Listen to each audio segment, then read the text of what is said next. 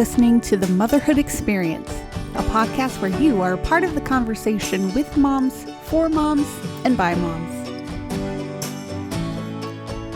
Let's jump into this episode with me, your host, Val Kleppen. Hello, friends. Welcome to episode 10 of the Motherhood Experience podcast. I know last week I had such a cold, and Rachel powered through the interview with me. That cold turned into a hefty sinus infection. I am looking pretty rough today, but I am feeling much better, hopefully on my way to full recovery here shortly. And I knew that this conversation today, this podcast interview with Karen Harlan, would be a meaningful and emotional conversation for me. I'm sure as you listen, you will figure out why. Karen and her husband, Mike, have a very special place in the hearts and in the lives of my entire household. They mentored my husband and I through many, minor and major marital issues along the way. We have just appreciated their wisdom and insight and their friendship so much over the years. We met in North Dakota. We now both live in South Dakota, though not terribly close to one another. And sometimes the Lord just brings people into your life who you know are going to have a lasting impact. And that is exactly the case for Mike and Karen and the impact that they've had on Brent and I and our kids. So I suppose I will just awkwardly end this monologue and head into the conversation I had with my dear friend and mom mentor, Karen Harlan. Karen, thank you so much for joining me on the Motherhood Experience podcast. So lovely to have you.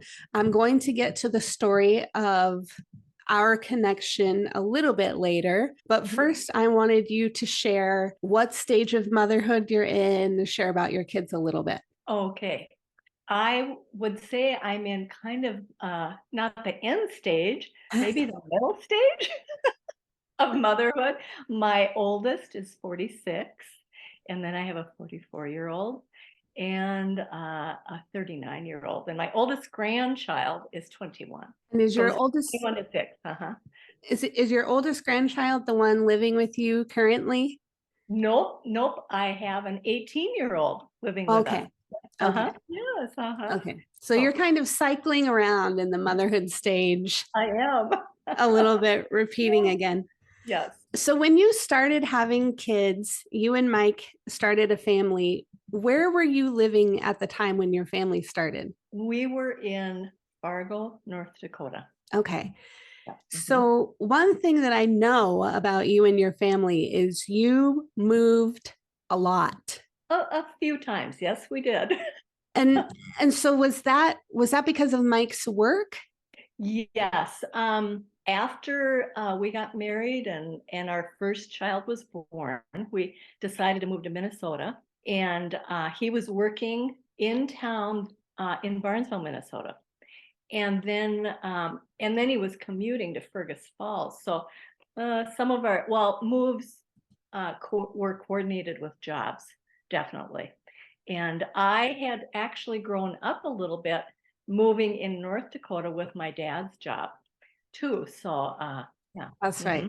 And you were from North Dakota and Mike is from Minnesota originally, right? Right. And he had never moved. Yeah. So. Oh, wow. So what was it like moving these little kids here and there? Did you feel like you had to start over with making friends and community every time you moved? Yes, without a doubt. God was my refuge. Yeah.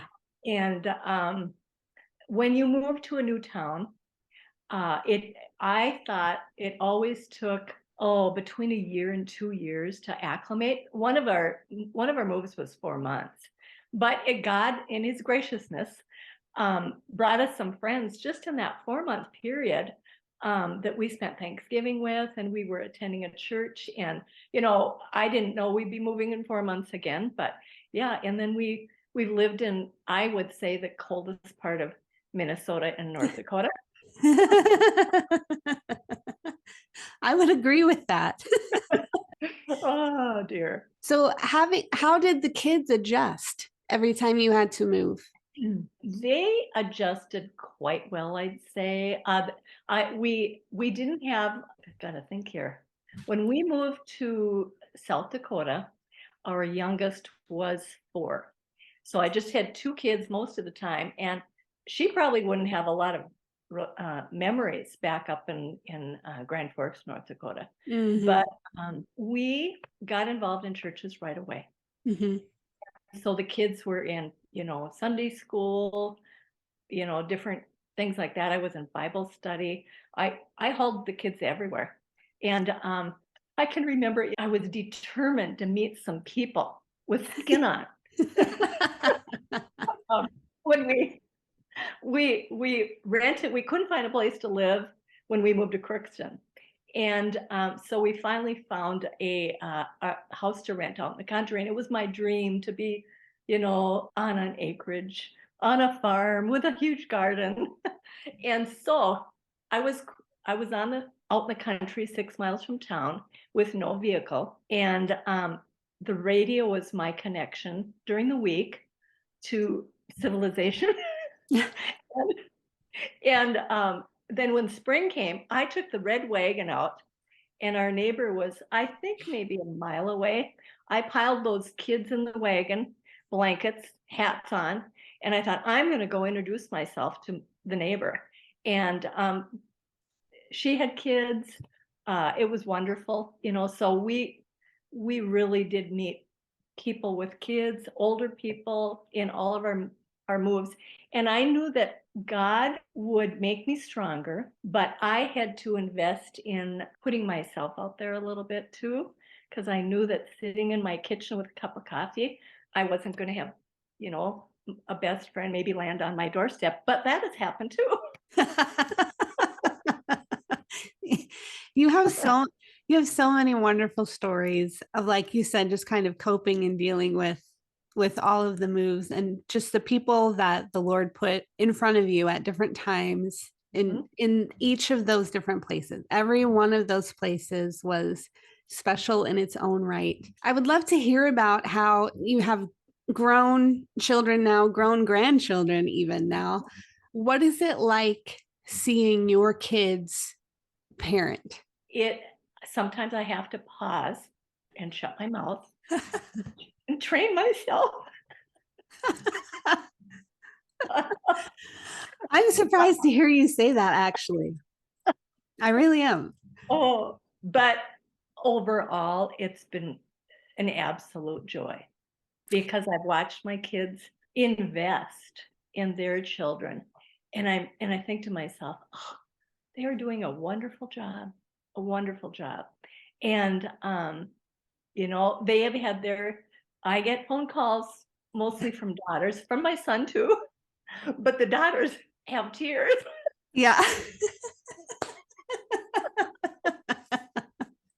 Yes. And I just love it because I connect with them, if not every day, Yeah. probably, every few days at the bare minimum. And so they're quick calls because, as you know, I have one on the West Coast Right.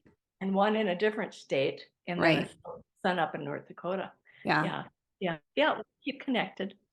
How does that balance for you in trying to, still get together with your kids and your grandkids, and they're kind of all spread out in different directions? A lot of times I try to have them. I always on my mind. I know there's 2 hours difference between one phone call, Okay. time span. But I know that they're very busy. When you've got kids at home and in school, whatever type of schooling they're in, you're still busy. And so a lot of times I try to let them call me, but texting is kind of a nice perk to this part of life. Yeah. So Yeah.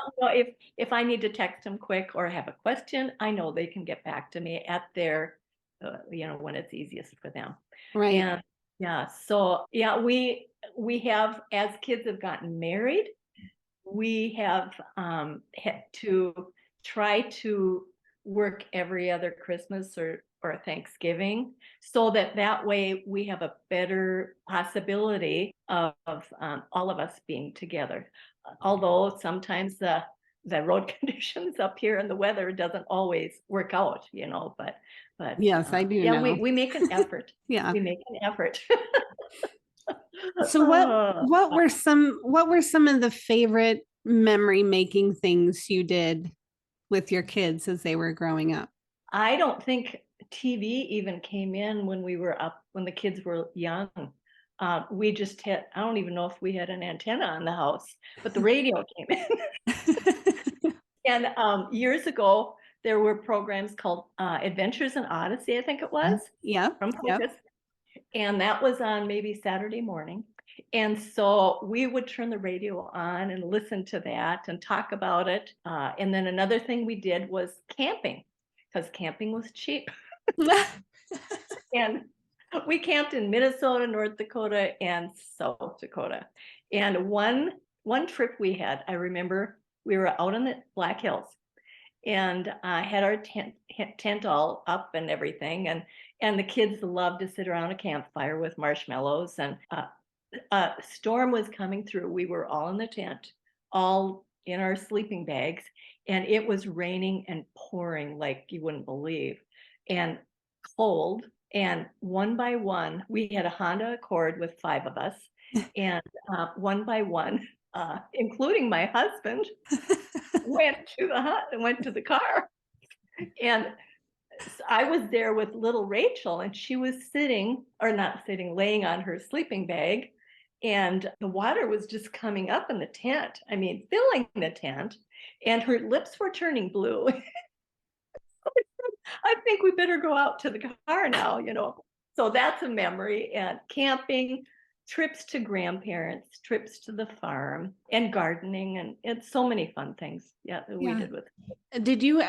Were you ever a big Lefse maker? Oh, I my grandma made Lefse for all of her 6 kids, and then there were 18 grandkids. And I started making Lefse in South Dakota, I believe. And I haven't made it for a couple of years, but I'm hoping that now that I have a granddaughter, 18-year-old granddaughter, that we can make that a priority this fall. So yeah, but I grew up with Lefse. So, Big. and for anyone listening who may not know what Lefse is, it's how would you describe? I describe it as like a giant potato tortilla. Yes, yes, that's very good. It's even better warmed up off the griddle. You could microwave it with butter and no sugar. No sugar? No sugar. I I grew don't up know. I grew up with no sugar on your lips. Oh, Karen.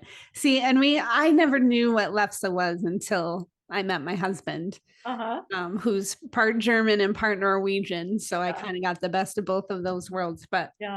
it has to be sugar and cinnamon inside a buttered Lefse. But and you are 100% Norwegian, right? I am. I Yeah. am. I grew up with a family that had a lot of rich tradition. Yeah. uh, a family that my grandparents were believers, and they went through some tough times. My grandpa was in a head encephalitis from a mosquito bite, um, but they loved the Lord, and it was very evident. And yeah, we sang Norwegian songs. We said a Norwegian prayer. I don't speak fluent Norwegian, but I've taught my grandkids the prayer anyway. Yeah, so Oh yeah. And you do say oofta a lot. I do say "oofta" sometimes. Yeah, yeah, Sometimes your Norwegian peeks through a little. yeah. Uh, One more question about your kids and how much of the way that you raised them and brought them up have they carried into how they raise and are bringing up their own children? I'd say that all my grandkids have been raised with the idea that you help others, and you love others, and it doesn't matter where anybody came from. You just, if God puts somebody in your path, that's what you You do. And a couple of my kids went on a mission trip to the Dominican Republic this last year. Some of the younger kids have been involved in various things at their church out in California, whether it's cleaning up the church grounds for cleanup day or at young ages. And all I'd say that they bring their kids to church on a regular basis. They've seen their parents be in Bible study, involved in church in women's groups, and just yeah.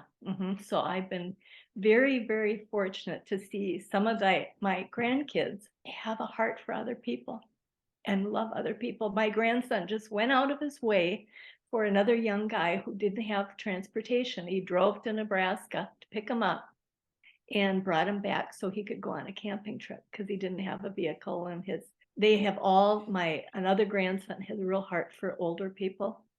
And it's just really pretty special.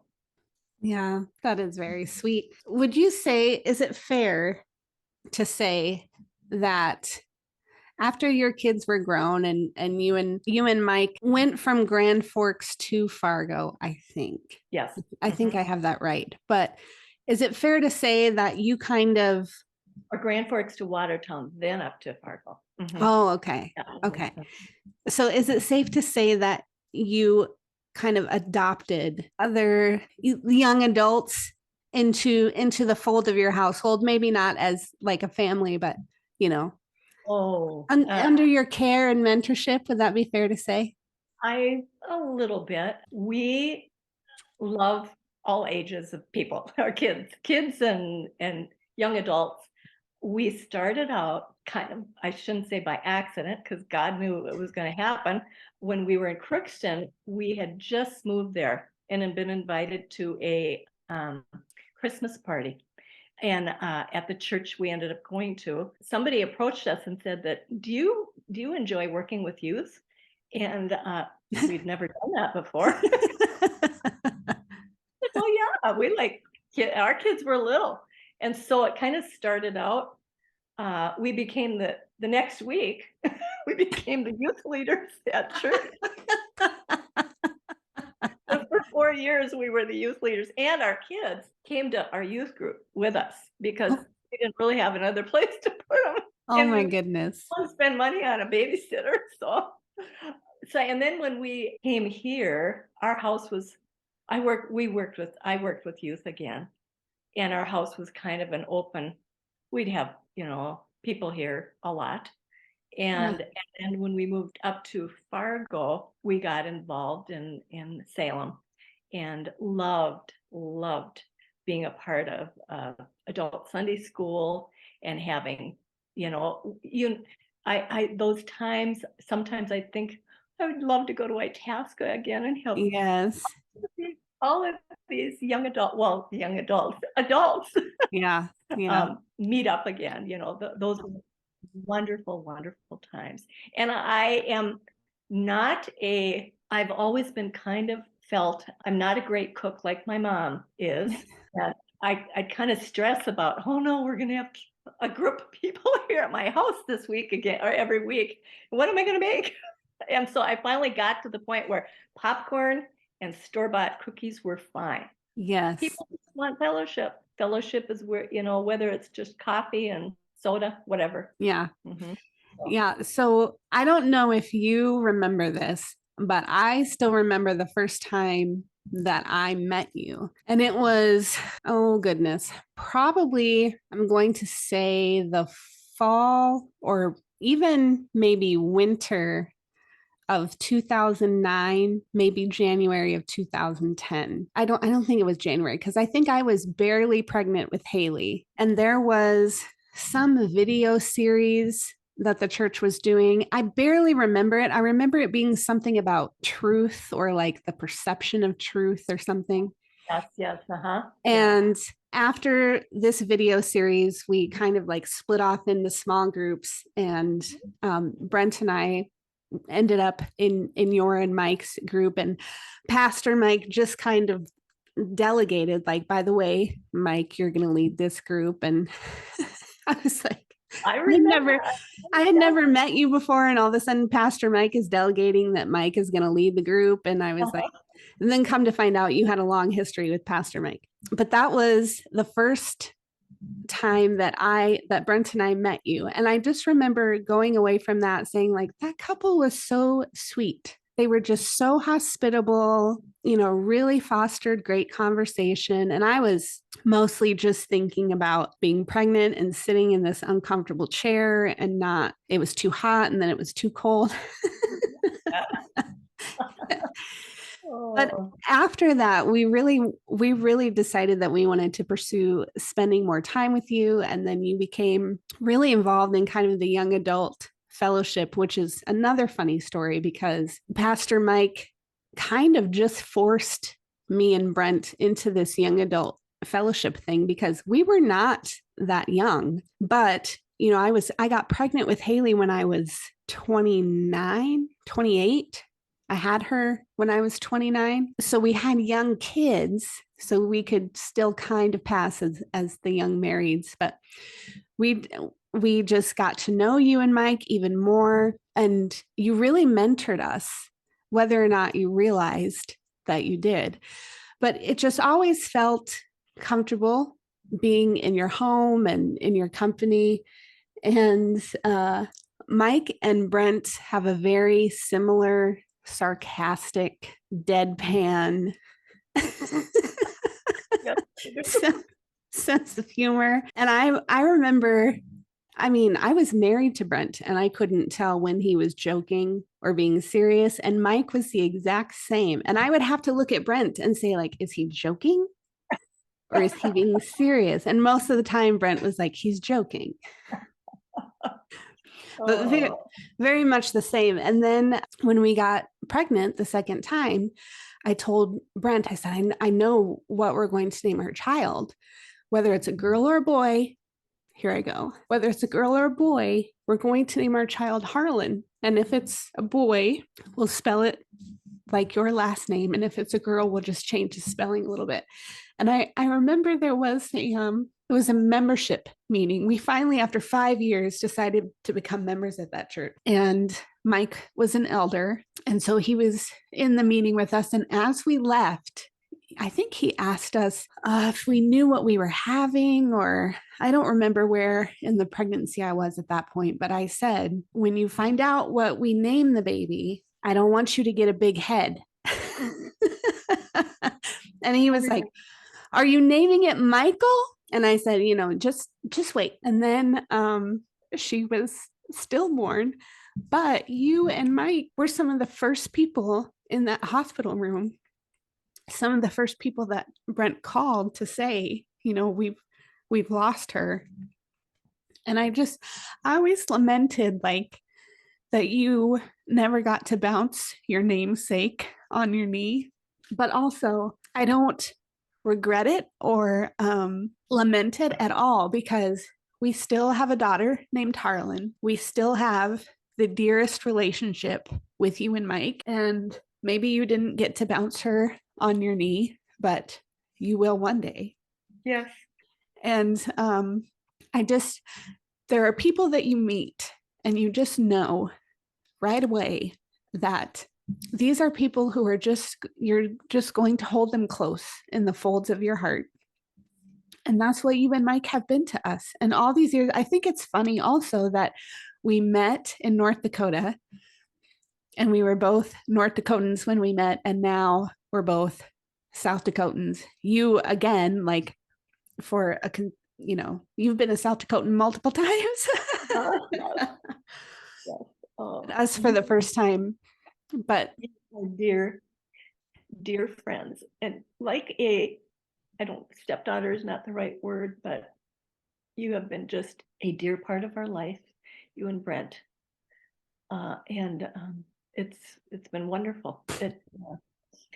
And God, just we'll all be together today, or in heaven, yeah. and then we'll get to bounce her on our knees. And I also hope that you will teach her all about a barn dance. I know that you love barn dances. Yes, I do. And you invited us to several when we were in Fargo. We never could make it work, but do you get to go to any barn dances in Um, where you are? we haven't yet, but I heard through the grapevine that uh, there is a barn dance someplace around here that the young adults go to. So I'm hoping my granddaughter gets to enjoy a barn dance, Right. if they go once in a while. So nope, nope, I don't.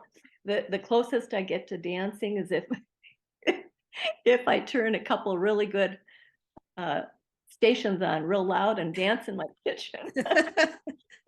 Although maybe we might go to Wednesday night.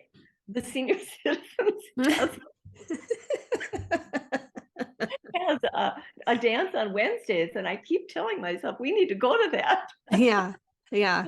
And Uh, I'm sure Mike has a sarcastic quip every time you tell him you need to be involved in something. yes, probably. Yes, yes.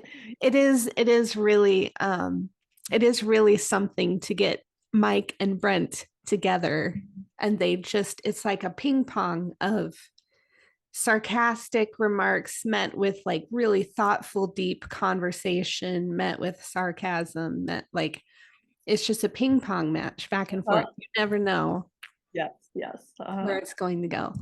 Oh, So I guess as I cried my eyes out here, made my nose more raw from this sinus infection, if you could offer up advice or encouragement, rather, to moms who are kind of in the thick of it, maybe they're not moving around place to place physically, but their life just feels chaotic and unsettled, and maybe they're struggling to find where they fit where they are. What would you offer to them, Karen?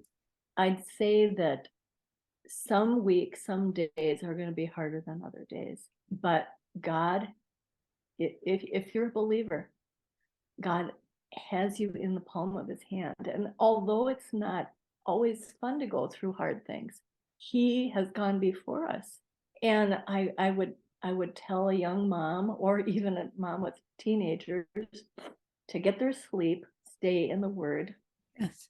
and carve out a little bit of time some throughout the week. A lot of moms are working, and that's hard to carve out a little bit of time of quiet, but to carve something out where you can be alone with a cup of coffee or whatever, and just you and God, and just pray the Psalms, go over a few verses that you've memorized, and know that God is walking beside you. And in life we are going to have our dips and come out of the dip, and it might not be mountaintop for a long time, Yeah. but God is faithful, and he will.